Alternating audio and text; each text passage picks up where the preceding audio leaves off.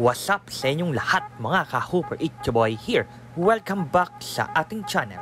Panglimang team na ating pag-uusapan sa team preview na yung Season 46 ay ang Dark Horse team na Phoenix Super LPG Fuel Masters. Bakit sila ang Dark Horse team noong nakaraang season? Ang una nilang hakbang ay pinalitan ni Assistant Coach Topex Robinson si Louie Alas bilang head coach at pinalakas ang kanilang roster, pinalalim ang bench at inayos ang rotation. Nag-init at nag-step up silang lahat. Special mention natin sina Matthew Wright, Jason Perkins, Justin Chua at RJ Azul. Bukod dyan ang pagbabalik ni Calvin Abueva sa liga matapos ang indefinite suspension na pinatol sa kanya, and it worked really well. Nakita natin ang kanilang chemistry at alam nila kung ano ang strengths and weakness ng bawat players. At iyon ang dahilan kung bakit successful at maganda ang kanilang performance noong nakaraang season. Sila ay nagtapos na may 8 wins and 3 losses na record, tie for first place sa Ginebra.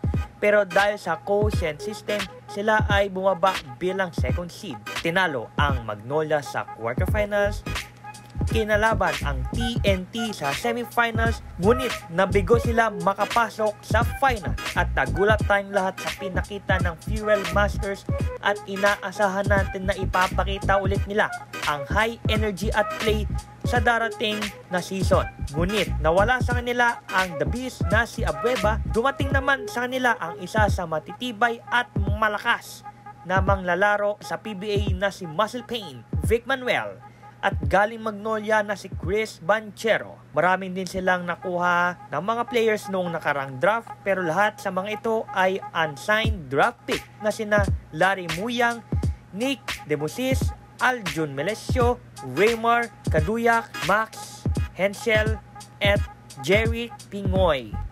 Ang tanong, mahihigitan ba kaya nila ang performance nila noong nakaraang season? Komento lang po ang inyong mga opinion sa baba. Magiging magandang tandem itong si Vic Manuel at si Chris Banchero dahil sila po ay dating magka-teammate sa Alaska Aces. At yun lang po para sa ating video. Maraming salamat po sa inyong panonood at tumutok lang po dito sa ating channel para sa mga news, updates, highlights, videos about the 46th season of the PBA.